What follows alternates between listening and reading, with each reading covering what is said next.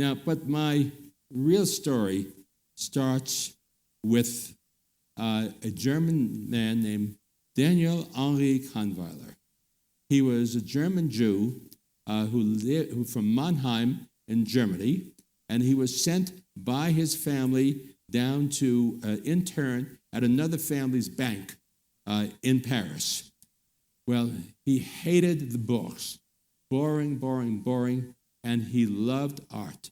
He used to spend summers, his lunch hours, going to artist studios just to see what they were doing. But what he found is the artists who he really admired were all starving.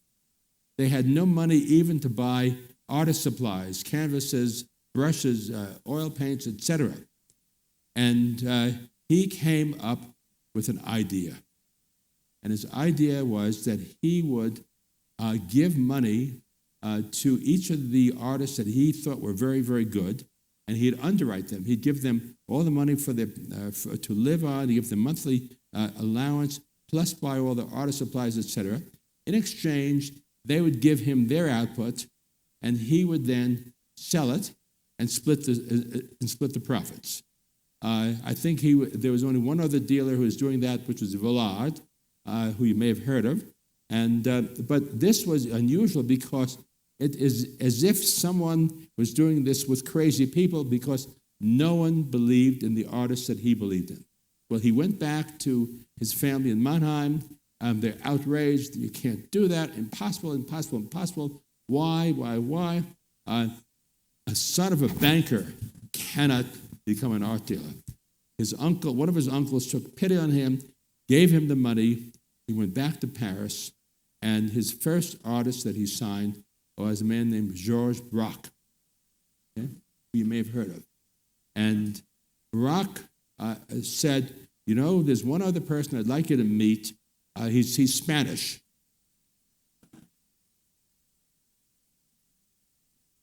And he brought Kahnweiler to Pablo Picasso's studio, and that was in the studio.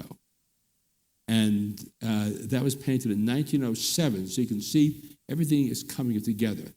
He signed up to Picasso, and it was incredible.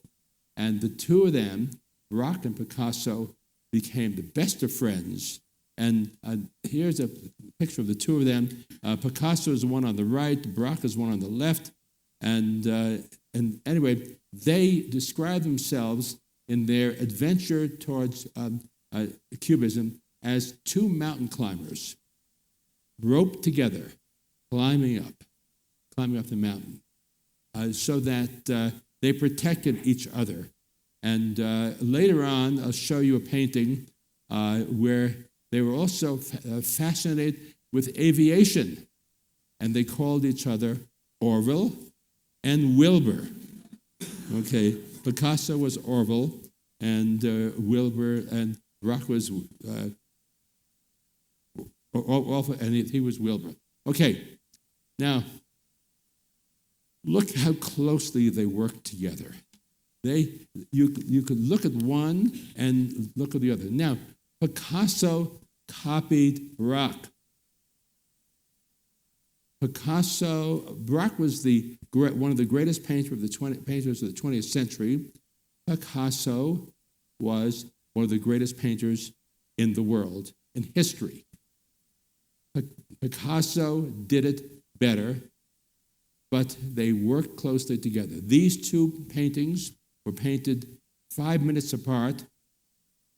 They bought paint. Look at the paint there. They bought their oils from the same dealer. They bought their canvases from the same dealer.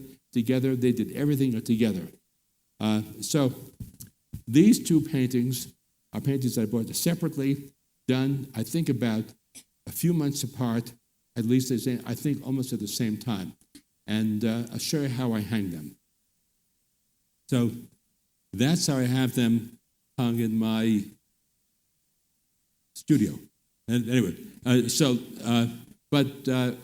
often bring people into the room and say, look, these two, and really, unless you really, really know, you can't tell one from the other. So they went on to introduce a Kahnweiler to their other friends. The third one was the man three to your right, and he was Juan Gris. He was also a Spanish painter. If you speak Spanish, it's Gris. If you speak French, it's Gris. It's all the same. And the fourth one on the right was a man named Fernand Léger, who was a house painter. And Léger wrote to his mother and said, "This man has offered me money to become an artist." And she said, "That's crazy. Why would anyone want to be a starving artist when you can make a lot of money as a house painter?" So she had Léger bring the contract down to where she lived, and she showed it to the notaire, the notary, and he declared it a valid contract, and they signed up with Léger, and he had 4 artists, and they became known as the essential Cubists. Okay, so here we are now, and Kahnweiler is now starting to sell their works, and they are getting a little bit more prosperous, etc. And August 1914, the guns of August, Germany invades France. Kahnweiler, who is a German national, is vacationing in Italy, and no one knows whether Italy is going to go on the side of the Germans or the side of the Allies. He leaves Italy, goes to Switzerland, but the French government seizes his entire inventory.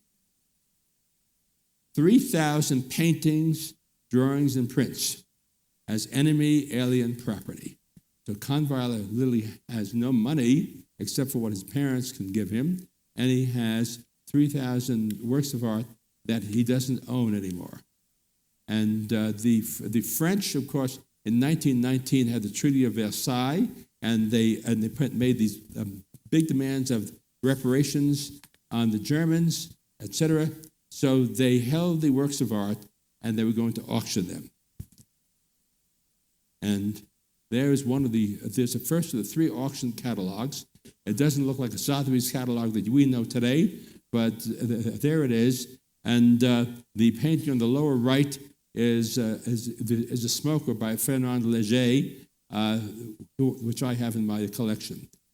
Well, what happened is Kahnweiler tried to buy it back. He couldn't. They finally auctioned everything off. It depressed the market. In fact, depressed the market for 50 years. But, in a sense, that was my good luck and the good luck of the Met. I'll tell you why. Because the paintings were so cheap that people bought not 1 or 2, 10, 15, 20, 30 paintings, and at a very low basis, and that cost price stayed very, very, very low for a long time, and they held these great collections for a number of years, and then as time went on, they would sell 1 or 2 or 3, but those collections were still intact, strangely enough, mainly intact.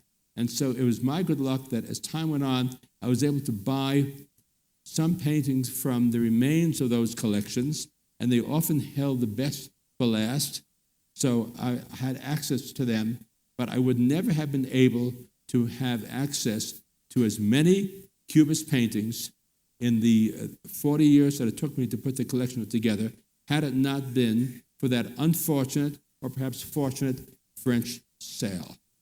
So every cloud has a silver lining. So the first painting I bought was something called Carafe and Candlestick by Picasso, which was 1909. You notice there that it's figurative. You can see what he's doing, but notice Cubism is like looking at a diamond. And if you look at it this way or this way, you see different facets of it. Picasso and Braque both sort of invented the idea of looking at something and then seeing it from other angles. Going back to that Cézanne painting, Cézanne was so taken with Mont Sainte-Victoire, he would often paint with Mont Sainte-Victoire 7 views of the mountain on the same canvas. And you would look at it and think it was one, but it would be done in an odd way. And so that for those of you who may know something about Canaletto, the Venetian painter, you think he was doing it photographically. He would paint things from a different angle and put them all on one canvas. But this shows you how he looked at it in different ways. So let's go back to our friend Braque. So here we are. This is the first Braque show, and the painting on the painting on the left. So Braque was very influenced by Cézanne. So the painting on the left shows Braque was a student of Cézanne for a year, and so the painting on the left is basically a Cézanne Braque, and so that there's nothing to do with the Cubism. Okay, now this painting on the left was painted in 1907 at the terrace of Hotel Mistral. A year later, sorry, I think I've gone wrong. How do I go back one? There. Okay, a year later, he painted this painting in 1908. And it's 1 year later, these are big trees in a stock, and look at what you see. Now, the French critics sniffed and said, it's just a bunch of little cubes. And guess where you got the name Cubism? From the French critic, like they called the Matisse, a wild beast, a fauve, a wild beast, and they're now called fauve paintings, Cubism. Little cubes.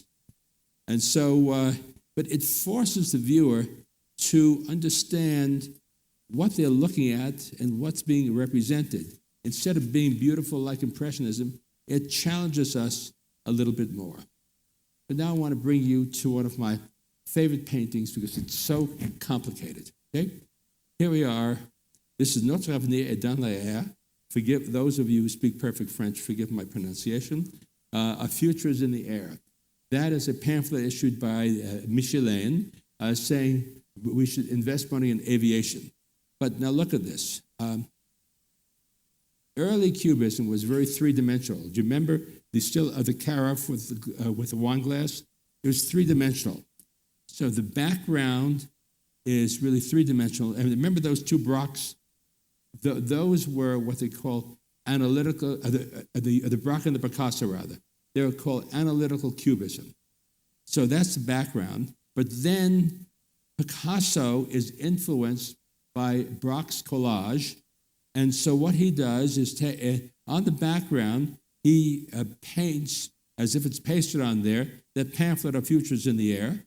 He paints something else you see on the left. It's G-O-U.